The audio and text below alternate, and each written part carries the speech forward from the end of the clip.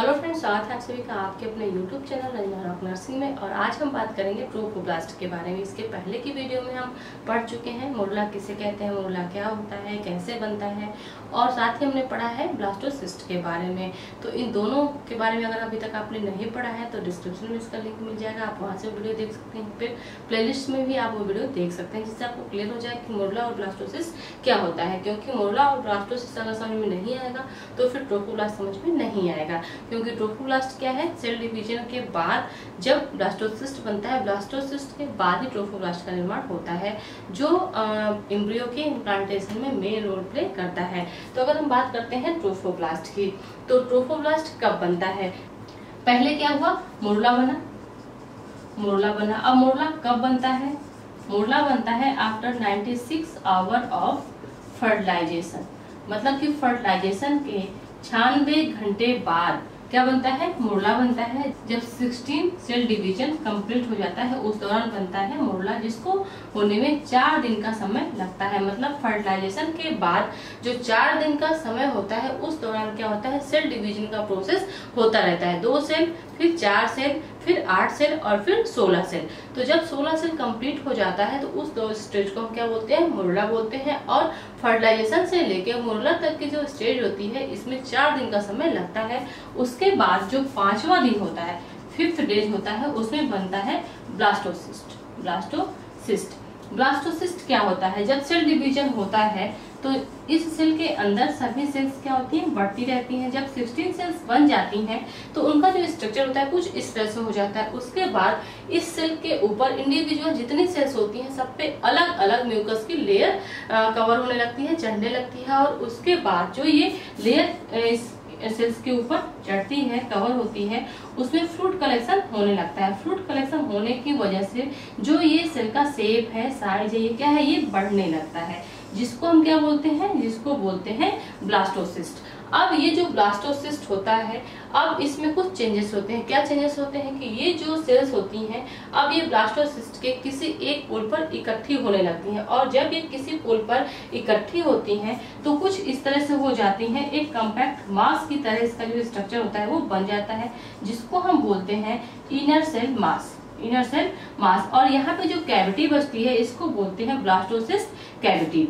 अब इसके बाद 3rd स्टेज आती है ट्रोफोब्लास्ट की। तो जो ये ब्लास्टोसिस्ट बना है इसके ऊपर एक सिंगल लेयर की कवरिंग होती है, जिसको हम बोलते हैं ट्रोफोब्लास्ट। अब ये जो ट्रोफोब्लास्ट होती है ये मेन रोल प्ले करती है जब जो एम्ब्रियो होता है वो इम्प्लांटेशन के लिए जाता है उस दौरान। तो सबसे पहले क्या हुआ, मोरुला बना। मतलब फर्टिलाइजेशन से लेके 4 दिन का जो समय था उसमें मोरुला बना। उसके बाद 5वें दिन ब्लास्टोसिस्ट बना। उसके बाद जो 6वें से लेके 7वां दिन होता है उस दौरान इम्प्लांटेशन का प्रोसेस स्टार्ट हो जाता है। और 11वें दिन जो इम्प्लांटेशन का प्रोसेस है वो कंप्लीट हो जाता है। और उसी दौरान जो ट्रोफोब्लास्ट होता है वो मेन अपना रोल प्ले करता है। क्योंकि जैसे ही एम्ब्रियो जाता है इम्प्लांटेशन के लिए, वैसे ही जस्ट उसके पहले, इम्प्लांटेशन के जस्ट पहले जो ट्रोफोब्लास्ट होता है ये 2 लेयर में डिफरेंशिएट होता है। कौन कौन सी 2 लेयर होती है? एक तो होती है इनर लेयर और एक होती है आउटर लेयर। तो अगर हम यहाँ पे बात करें जो ट्रोफोब्लास्ट है इसके लेयर की, तो फर्स्ट है इसमें सिंसिटियो ट्रोफोब्लास्ट। सिंसिटियो ट्रोफोब्लास्ट जो लेयर होती है इसको बोलते हैं आउटर लेयर। ये होती है आउटर लेयर। और दूसरी होती है साइटोट्रोफोब्लास्ट। इसको बोलते हैं इनर लेयर। अब यहाँ पे जो सिंसिटियो ट्रोफोब्लास्ट होता है ये किस तरह से मेन रोल प्ले करता है इम्प्लांटेशन में?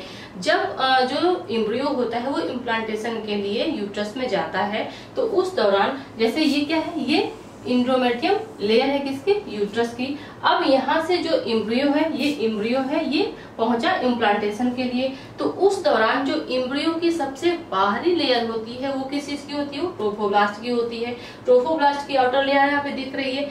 अंदर ही सारा प्रोसेस हो रहा है, जो सेल डिवीजन हो रहा है वो अंदर ही हो रहा है। एम्ब्रियो भी क्या है, अंदर ही बन रहा है। और जो प्लासेंटा है या फिर जो एम्ब्रियन है, एम्नियोटिक फ्लूइड है, वो सब क्या है, अंदर ही है।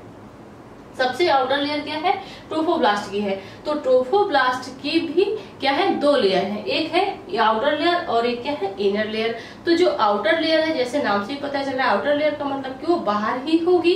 तो यहाँ पे जो सिंसिटियो ट्रोफोब्लास्ट है, आउटर लेयर है ट्रोफोब्लास्ट की, इसमें एक स्ट्रक्चर होता है जिसको हम बोलते हैं कोरियोनिक विलाई, मतलब कि फिंगर लाइक यहाँ पे स्ट्रक्चर होता है, फिंगर लाइक स्ट्रक्चर होता है।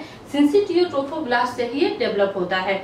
तो जो ये कोरियोनिक विलाई डेवलप हो रही है सिंसिटियो ट्रोफोब्लास्ट लेयर से, ये क्या करती हैं कि जो डेसिडुअल वॉल होती है, जो यूट्रस की इंडोमेट्रियम लेयर होती है, जब कोई फीमेल नॉन प्रेग्नेंट स्टेज में रहती है तो इंडोमेट्रियम को हम सिर्फ इंडोमेट्रियम बोलते हैं, यूट्रस की जो इनर लेयर होती है। लेकिन जब कोई फीमेल प्रेग्नेंट हो जाती है तो उस दौरान जो इंडोमेट्रियम लेयर होती है उसको हम डेसिडुआ बोलते हैं। तो जो डेसिडुअल वॉल होती है, वहां पे जो ब्लड वेसल्स होती हैं, इनको ये क्या करती है कि डैमेज करती है।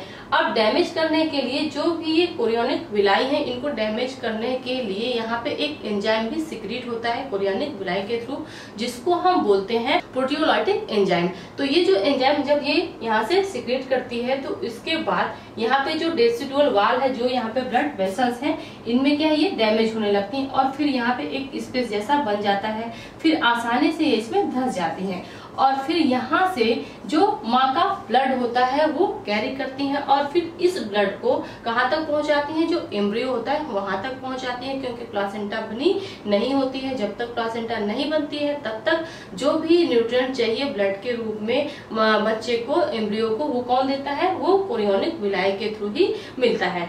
तो मेन रोल कौन प्ले कर रहा है, ट्रोफोब्लास्ट की जो सिंसिटियो ट्रोफोब्लास्ट आउटर लेयर है वो कर रही है, क्योंकि यहाँ से ये पेनिट्रेट करके जा रही है कहाँ पे, जो डेसिडुअल वॉल है, ब्लड वेसल्स को डैमेज कर रही है और फिर अंदर धंस रही है। और वहीं से फिर क्या है, इम्प्लांटेशन का भी प्रोसेस हो रहा है, क्योंकि जब तक जो भी एम्ब्रियो है उसको कोई सपोर्ट नहीं मिलेगा जो यूट्रस की वॉल है वहां पे रुकने के लिए, तो कैसे रुकेगा। तो जब ये डेसिडुआ से अटैच हो जाती हैं, धस जाती है डेसिडुअल वॉल में, तो वहां पे इम्प्लांटेशन का वर्क हो जाता है। इसके साथ ही जो भी न्यूट्रिएंट्स चाहिए ब्लड के रूप में जो एम्ब्रियो है उसको, वो भी ये उसको सप्लाई करती है। नेक्स्ट बात आती है सिंसिटियो ट्रोफोब्लास्ट की। तो सिंसिटियो जो ट्रोफोब्लास्ट लेयर होती है ये किस से बनी होती है, तो ये बनी होती है मल्टीन्यूक्लिएटेड सिंसिटियम से, मल्टीन्यूक्लिएटेड सिंसिटियम से ये बनी होती हैं और यहीं से फिर जो कोरियोनिक विलाई होती हैं उनके बनने का प्रोसेस स्टार्ट होता है, जो भी ट्रोफोब्लास्ट की आउटर लेयर होती है वहां से। और साथ ही जो ट्रोफोब्लास्ट होता है उसकी जो आउटर लेयर है, जिसको हम सिंसिटियो ट्रोफोब्लास्ट कहते हैं, यहीं से जो प्लासेंटा होती है उसका भी निर्माण होता है। नेक्स्ट बात आती है कि जो कोरियन होता है उसका निर्माण कहाँ से होता है। तो कोरियन और कोरियोनिक विलाई के बारे में हम पढ़ेंगे पूरे डिटेल में, लेकिन अपनी नेक्स्ट वीडियो में। नेक्स्ट से हमें अगर बात करें साइटोट्रोफोब्लास्ट की, जो इनर लेयर होती है किसकी, ट्रोफोब्लास्ट की, तो ये किस से बनी होती है, ये बनी होती है क्यूबाइकल या फिर प्रिस्मैटिक सेल से। और अगर इसकी हम लेयर की बात करें तो ये मोनोन्यूक्लियर लेयर होती है। और जो सिंसिटियो ट्रोफोब्लास्ट होती है ये क्या होती है, ये मल्टीन्यूक्लिएटेड सिंसिडियम की लेयर होती है। और जो साइटोट्रोफोब्लास्ट होती है ये क्या होती है, ये मोनोन्यूक्लियर लेयर होती है, जो क्यूबाइकल या फिर जो प्रिस्मैटिक सेल्स होती हैं उनसे बनी होती है। अब अगर हम बात करें कि जो ट्रोफोब्लास्ट होता है इसके क्या फंक्शन होते हैं, क्या इसके कार्य होते हैं, तो ट्रोफोब्लास्ट के मेन 4 फंक्शन होते हैं। पहला तो शायद आपको पता ही हो गया कि पहला क्या है, इम्प्लांटेशन में ये मेन रोल प्ले करता है। तो फर्स्ट इसका फंक्शन होगा हेल्प इन इम्प्लांटेशन। अब ये इम्प्लांटेशन में किस तरह से हेल्प करता है ये भी मैंने अभी बताया कि जो कोरियोनिक विलाई होती है वो किस तरह से जो डेसिडुआ होती है उसके जो ब्लड वेसल्स होती है उनको डैमेज करके वहाँ पे स्पेस बनाती है और फिर वहाँ पे धंस जाती है और इस तरह से वो इम्प्लांटेशन का जो फंक्शन होता है उसको करती है। नेक्स्ट इसमें सेकेंड है formation of placenta and Korean. तो जो ट्रोफोब्लास्ट होता है वहां से प्लासेंटा और कोरियन का भी निर्माण होता है।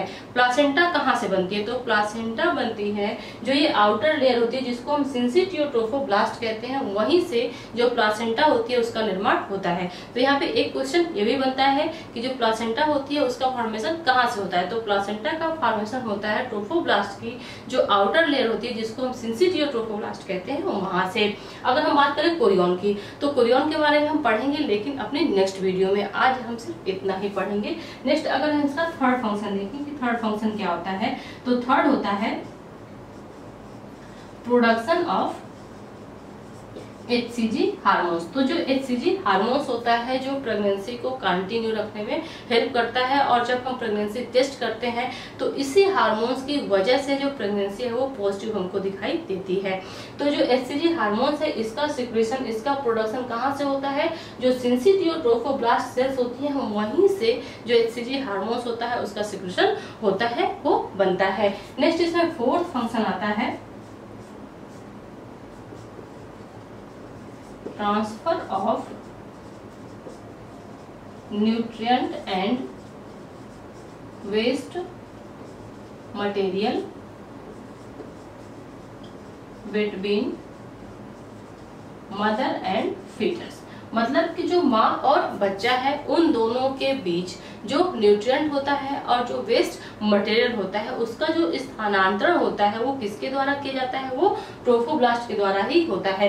क्योंकि यहाँ पे अगर जो कोरियोनिक विलाई है वो ब्लड कैरी कर रही है, ब्लड ले रही है माँ से जो डेसिडुअल वाल है वहां से, तो फिर वेस्ट भी क्या हो रहा है? उसको भी ले जाती होंगी। तो जो आदान प्रदान का काम है जो न्यूट्रिएंट या फिर वेस्ट मटेरियल का, वो कौन कर रहा है? वो जो ट्रोफोब्लास्ट है यही करता है।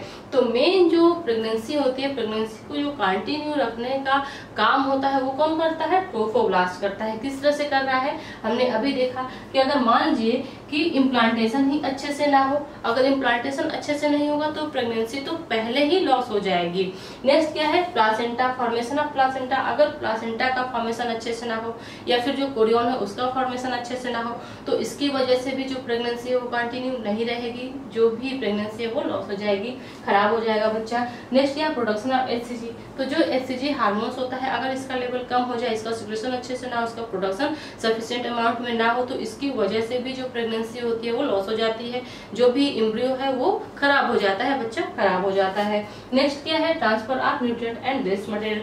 अगर जो भी एम्ब्रियो है अगर उसको प्रॉपर जो न्यूट्रिएंट चाहिए वो ना मिले, ब्लड सप्लाई ना मिले, ऑक्सीजन ना मिले, तो फिर वो उसका ग्रोथ नहीं हो पाएगा, उसका वो डेवलपमेंट नहीं हो पाएगा, वो सर्वाइव ही नहीं कर पाएगा और इसकी वजह से उसकी डेथ हो सकती है मे बी। तो इस तरह से भी प्रेगनेंसी लॉस हो जाएगी। तो ये जो 4 फंक्शन है ये बहुत ही इंपॉर्टेंट है जो ट्रोफोब्लास्ट के द्वारा किए जाते हैं। ट्रोफोब्लास्ट के बाद जो इम्प्लांटेशन का प्रोसेस है वो हो जाता है। लेकिन अभी हमने इसमें क्या चीज नहीं पढ़ी? हमने इसमें कोरियन और कोरियोनिक विलाई को छोड़ दिया है, जिसको हम अपनी अगली वीडियो में पढ़ेंगे।